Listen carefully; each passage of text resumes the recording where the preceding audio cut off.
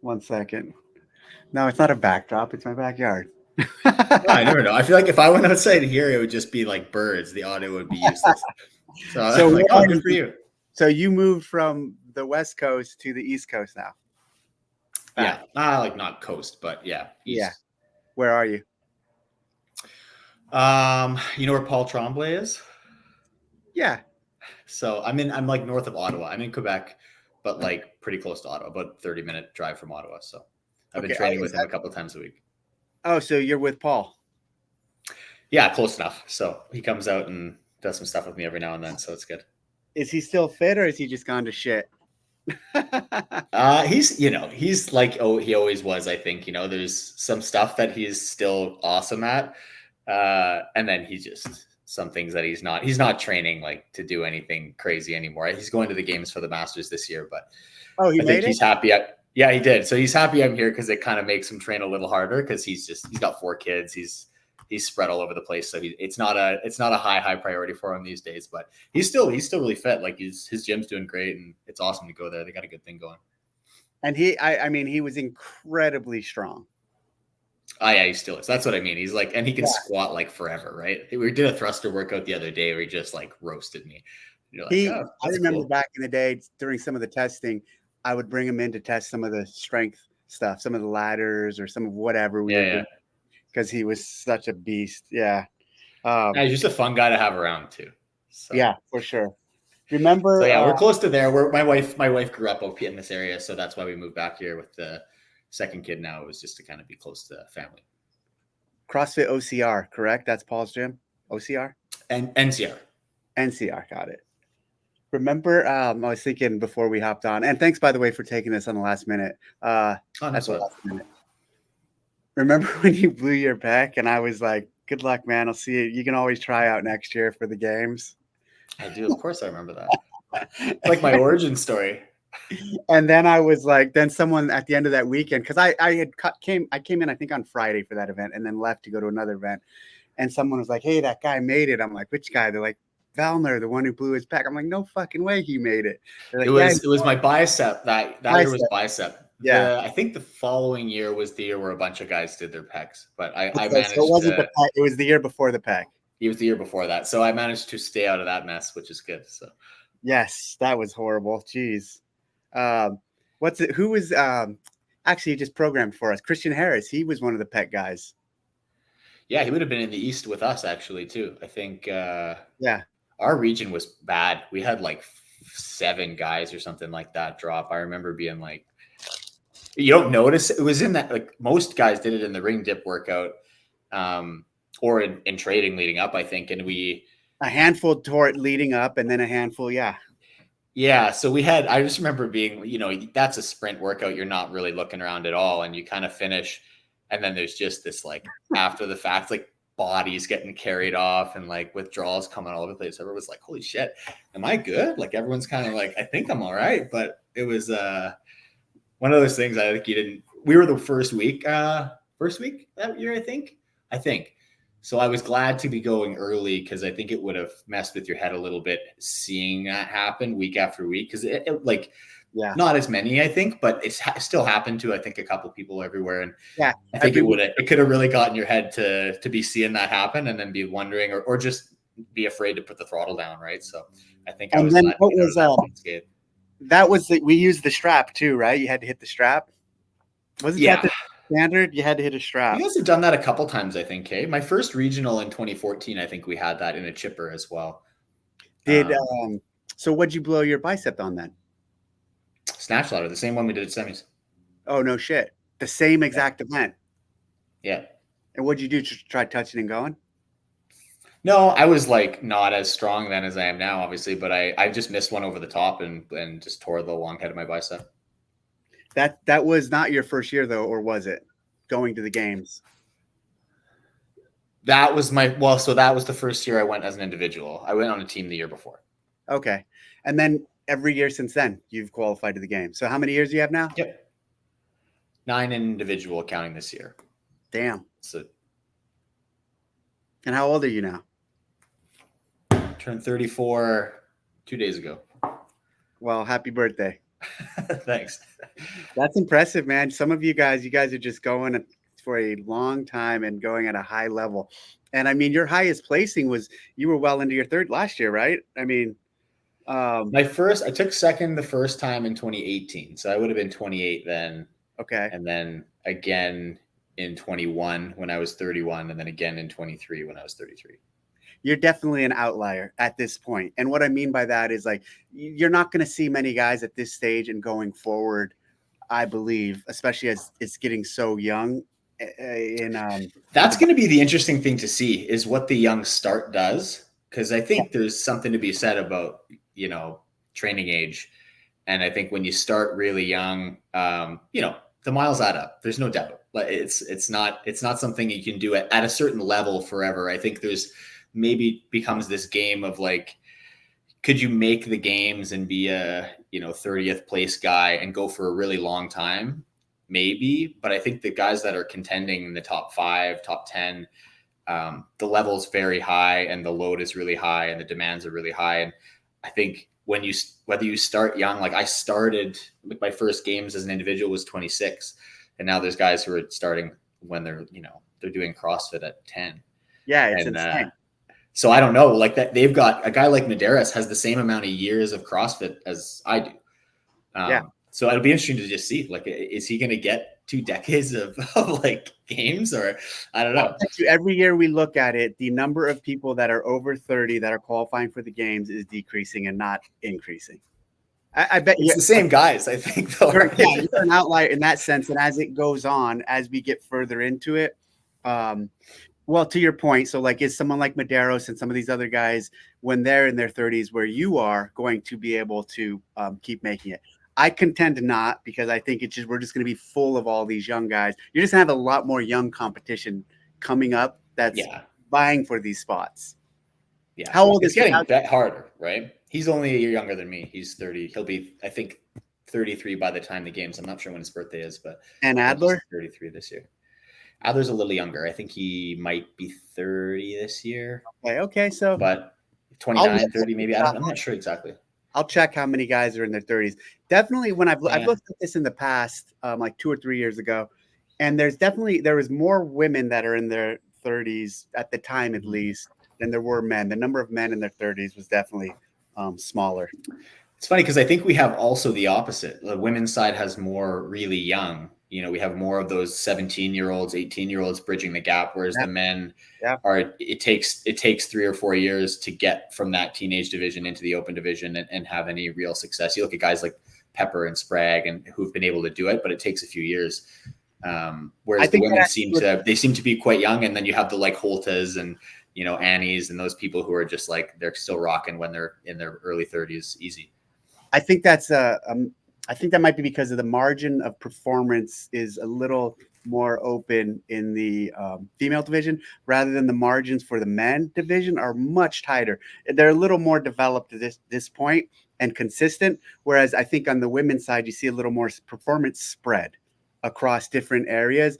And I feel like on the men's side, it's just a little tighter right now. It's in strength, in times, in scores. Yeah. I think that might be why some of the younger and trailing end or more senior ladies, there's still a wider gap. The men's side is interesting right now. There's no free lunch out there. That's for sure. It's tight right now. It's anybody's game, and that's cool. It's exciting. That makes it sport. It's like, it's kind of boring when people are just good enough to hold you away. Whereas nowadays it's getting so tight that like mistakes matter. Every little thing matters. Details matter. So like it's cool to see. You have Kowski, Adler, Medeiros. Who else would you throw on that list? Ricky. Krenikov, Ricky. Oh, yeah. Krenikov.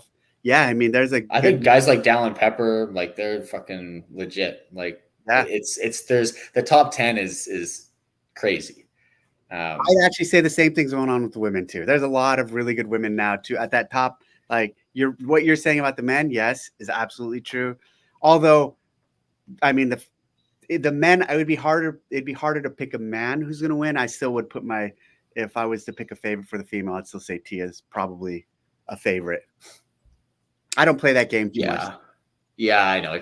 I think that there may be some separation at near the top, but, and I gotta say, I'm definitely guilty of, I follow the men's field closer than the women's field because that's the one that I'm in. Like, I know those guys. I know where they're better, where they're weaker, where they're whatever. Like, you have to do your homework, and I don't have the same level of investment in the women's field. I have some friendships there that I root for and whatever, but it's just not the same level of focus and detail that goes into it. So you're probably right. Like, I bet you it is the same because that's just how the sport's moving. But you said something interesting. You said something interesting. You have to do your homework. Do you do your homework on the other competitors? Like, do you like look at people and see what they're capable of and check them out, kind of scout them before the games? I pay attention, and I think I'm a fan of it as well, right? Like, I like to watch it and see. But when you watch semifinals or any other major offseason events, I think you can get a peek at what the level's like. Like, I'm definitely also guilty of, and I think a lot of competitors, you don't always get to do what you want to. You do what you have to. So sometimes you watch the first. That's why heat advantages are so important. You watch the first heats go, or you watch another event go, and you go, okay, a workout that starts with a 50-calorie bike, like, in starting in my head, what do I think I would probably do in this workout? And then you watch people go, and then maybe you're like, oh shit, I got to be more aggressive than I thought I did. And then you do it. Like, sometimes you just have to do it, and you surprise yourself, and you're fitter than you thought, because there's always a little bit of fear based around things like that, if you do this and you're wrong, what's the consequence of that? Do you blow up? Is it bad? And if you play it safe all the time, you end up with a lot of 20th places. So you got to be you have to be aggressive sometimes, and you have to trust yourself and do it. And you can't be gun shy. So I think that's a big part of it, is just seeing okay, what's the level? Like, the guys that are winning this style of event, what's the pace on it? Maybe it's too much for you, and you have to make a decision of all right, I'm going to hang out with the second pack or whatever. Right. But you have to be a little bit strategic, and it allows you to do that. So, I mean, I have a good idea where I lie. And so when I see a guy like, Ricky take off on a run swim event, I'm like, all right, I'm not taking the bait, but there are guys who can and will and should, but it's not always you in every single circumstance. And I think it's important to know that, because it's a long weekend. Right. So, yeah. But and to what you're saying, the importance of actually, you're a competitor, you're competing against guys to your left and right. I feel like in the past, not as much now, but a lot of people talk about just doing their best and performing to their level, when you need to perform and you need to push based off of who's in front of you or not. And so you're one of the competitors who's looking around and seeing what's going on and seeing what you need to do, regardless of obviously what your potential is matters, but you're not putting blinders on. In other words, you're paying attention to everything going on. Yeah. There are sometimes events where you have to do that, or it's like, there's not enough time, or there's not enough gaps or transitions in a workout to really pay attention. So sometimes it depends on the situation. Like, there are times where it's you just have to do whatever you have to do. There's workouts we've done, when we do the total or something like that, where it would be awesome to be able to know what everybody's weights are all the time. Because if a 5-pound jump is going to give me 2 more places, I'm going to take it and maybe make that risk, even if it's on the threshold. But when you have to try to keep track of 3 lifts for 20 athletes at a time on three attempts on 3 different lifts, good luck. You're never going to know it. So at that time, you just have to be I got to put my best foot forward and do what I think I can do, and then see where I lie. But sometimes you just, like I said, you have to race. And I think it's hard to know what your potential is all the time. I think we have a good idea. We train a lot, but you get the adrenaline pumping and you do certain things, and it's sometimes you surpass your expectations of what you thought your abilities were. And that's kind of one of the beautiful things about competition. So if you're always so concerned about, my lane, my best effort, whatever, you kind of rob yourself of those moments sometimes to just do something more than you thought you could. Exactly. Well said. I like that. Let me take in a different direction. Is it really true, this notion of, I know you have this kind of reputation as starting off slow. In all your 9 games as an individual, have you started off slow in every single one? Or have there been some where you had a fine start? You know what I mean? Because I know you have started off in a number for whatever reason, Yeah, I think it's a narrative for sure. And I think partly the problem is it's just the style of events. It's of all the movements around, the workouts we tend to do at the beginning of a weekend are the things I'm weaker at, or I will be my worst of anything. Yep. So we're starting the weekend with the worst thing. If you change the order of the events and you put something I'm great at first, and then you put the a mile swim last, maybe I'm like, oh, then I have a weak finish, and then it's a different narrative. But it just happens to be that's what the order is, and it is what it is. I think it's more so at the games. I can't think off the top of my head of a year that was like significantly better. I guess my first year when we did the ranch, I took like top 10 in the trail run. I took like a top 10, I think, in the deadlift, and then I took a third place in the chipper. And then the second day we did the ocean swim, and I took a hit there, but I was in like, after day one, I was in like fourth place or something like that. So that would be like, it just depends, right? And other competitions, like I go to Rogue or Wadapalooza or semifinals, and like my first event's fine because it's a different style of competition and the events are just different. So I feel like I hear it a lot at like some other events, and it's like, well, I won the first event. Like I won the first event at Wadapalooza like 4 years. And then it's like, so I don't know. It is what it is, and it's fine. And you try to get better at it. But about that, do you get annoyed with that when people bring it up? Not really. It doesn't matter. The average fan doesn't really know that much anyways. So it's the same of every sport too. It's like, there's a surface level understanding sometimes, but I think it is what it is. And you try to get as good as you can to make those gaps as small as you can always, but it's hard, man, because it's a moving target. And the guys, like I said, there's no free lunch. Like nobody's out there trying to let you in front of them. So it's tough. Chad, thoughts? You running out of ideas or? Yeah, just recycle old things, I guess. I kind of, I reserve judgment a little bit until we find out what we're actually going to be doing. Because I think, surface level, like just doing Chad is boring. Yeah. And, I think there's something to be said about not everything that are like to not be boring. Let me say this, like, just because something's boring doesn't mean we should avoid it. You know what I mean? Sure, but I think there's something to be said about like a mental grind workout. Yes. But I don't think Chad is that. It's a mental grind. I think it is. Maybe not. And I will say I've never done it.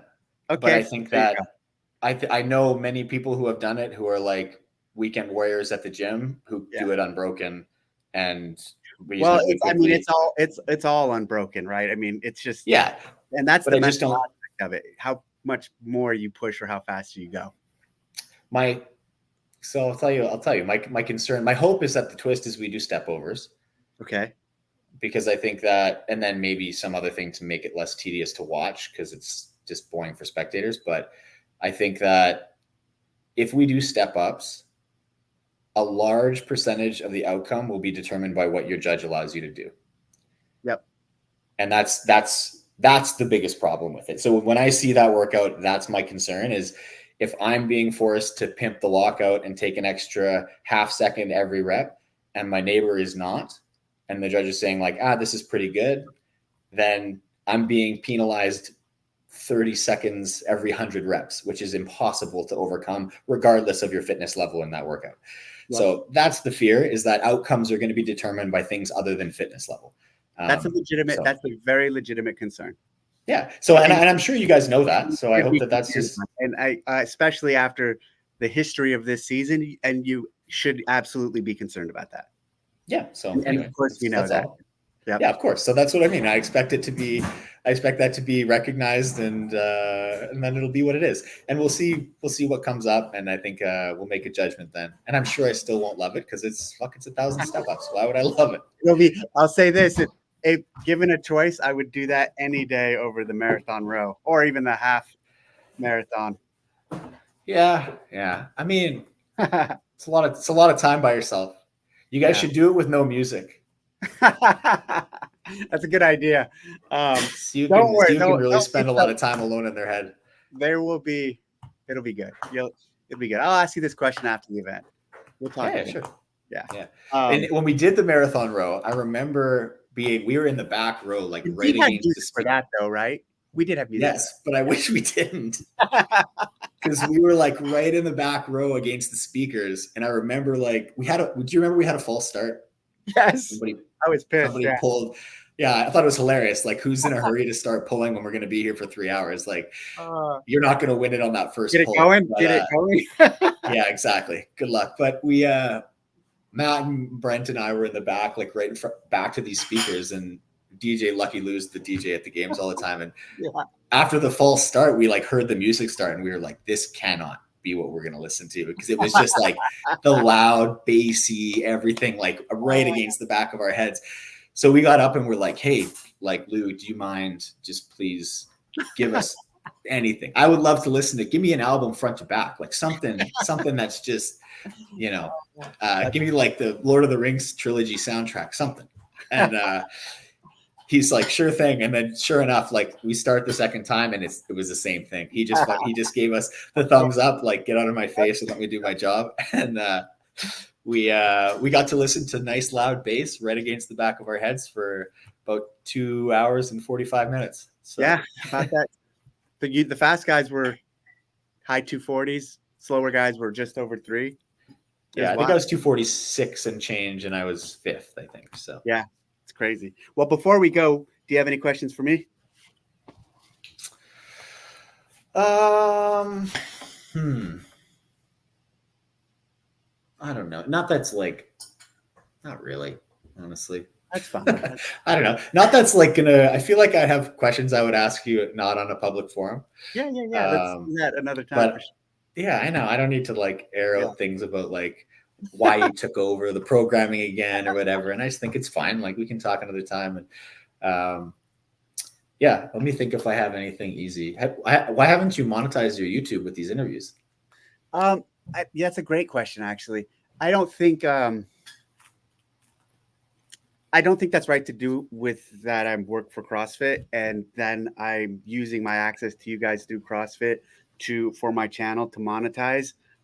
So I'm not comfortable doing that. I like that answer. Yeah, if I was doing that, that would be taking advantage of my position with CrossFit and you guys. And so that's why I very deliberately, and that's I'm glad you brought that up. I very deliberately am not doing that for exactly that. Cool. Yep. Yeah, I thought I checked the other day just to see it. And I was like, oh, that's cool. I was like, oh, that's cool that he's not. Yeah. Here's the thing. And you know this about me. Like, I think through all this shit. I think through a lot of things. And like, that's one of the things I thought through. And I'm like, yeah, I'm not going to do that. Yeah. Cool. What prompted this whole thing? I was like a couple things. There's this self-narrative that I've been creating. Like, I'm just losing so much touch and contact with the athletes. And like back in the day, we used to do a lot together. We'd do open announcements, we'd, regionals, games, invitational. So there was a lot of touch point with you guys. Then a lot of that stuff went away. Less open announcements, no invitational, less engagements, less media stuff. And now there's a newer generation coming up. And so I was like, I need some sort of way to connect and just kind of touch base with athletes. And I'm like, I'll just start a little interview series and I'll make them short and I'll put it out. And so I just was like, and the next day I started it. And so it was kind of about, and for me, it's been really good through this process, retouching base with some of you guys or meeting the new people. Because often when we go in and this, like sometimes it's it's almost there's this little them versus us feeling, even maybe that I create in my head more than that exists. But like this year, I think it's going to just break down barriers. And personally, I'm going to go in like knowing everybody and just like, it's going to create a better experience for me. And I believe through that, a better experience for everyone there. Do you think that part of that shift was just because your role shifted in CrossFit though? Like that was less of your role to be in front of the athletes in that way or generating media and touch points in that way. And not to say that it was the shift was the right or wrong decision, but it just like things changed for a period and they were trying to do other things to generate that, or that's what that for sure is it. Like after 18 and after we minimized things and pulled out of like doing open announcements and pulled out of running regionals, and a lot of those calls were not my calls, they were Greg's call, but that like started this momentum going of just losing touch. And the other thing too is like I truly am not like following people's like really paying a close attention to people outside of like this or outside of like the competitive the semifinals or the games. So I deliberately don't follow a lot of that stuff. So this is an opportunity to close the gap on that. But to your original point, yes, it was definitely from some of the moves CrossFit made with the sport and with the season that I felt like there was that disconnect started happening. Well, I have one question for you. I know in the past you said that you don't typically follow competitions outside of the game season or watch programming elsewhere, do things like that. I think in an effort to keep your thoughts pure. But do you think do you still do that, or do you think that that's valuable? Like, yeah, for me, it's personally valuable because I've lived this stuff for almost 2 decades now, and like everything CrossFit. There's a point I need to disconnect, and like so some of the place I choose to disconnect. I feel that is not engaging in a lot of these other things because it could just consume all of my time. And so like, yeah, I went to Rogue. I watched a couple events there. I don't know. I didn't follow it at all. I've never followed Wadapalooza. I've never followed the other Rogue events. The things that I have that I work with or have oversight over, that's where I'll get involved because it's like, that's part of the job. But yeah, the other stuff and I wouldn't say it's just to keep my mind clean of those things or not get tainted by them. I think it's more about a couple of things too, is when I'm really judgmental. And like when I have gone there or watched an event or looked at something, I'm like, why are they doing it this way? Why is this set up that way? That looks dangerous. This is dumb. And like, if I was to consume all of this stuff, I would be thinking and having and talking in a negative way, sometimes maybe too much in my own head. And I just don't want to go there. And so I just disconnect. Mm-hmm. Do you think in some ways, like maybe not as a full-time thing, but when you get into programming mode where you're like, hey, I'm going to sit down, I'm going to think about programming the games, consuming a couple of competitions worth of events, or even just looking at them could be a valuable resource to see not just like creatively what other people are doing, but what the mistakes are? Because I think there's some value in being judgmental, not to like agree with you. You don't want to have venom in your head all day, but to look at something and say, oh, this was cool, but here was a little bit of a shortcoming. And if you polish that up, it could be this. And then when you do your own programming, it may stop some mistakes from happening before they do. Yes, to a large extent, but it still doesn't mean I would do that. And I think I take what you're describing more from our lessons learned and from all of our history of events. Like, because when you look at the number of events we've done now at this point, major the CrossFit Games, 16 or 17, almost probably, if you did the number, hundreds of regionals and semifinals. And so there's a lot that we've made mistakes on and we've learned from. And so like I have plenty of learnings just from the things we do, I believe. And so you're right, though. I probably should, but I'll tell you this, I won't. Yeah, it's just look, and I respect that as everything. Life's a trade-off, right? And if you're just like, yes, that maybe would allow me to do my job slightly better, but the cost of that is not worth, the game. So yeah, at this stage in my life, like, I need to disconnect from CrossFit things and I need to do it on a regular basis. And so like getting more consumed in them it doesn't feel good for me and I don't get pleasure from it. So like I choose not to. Yeah.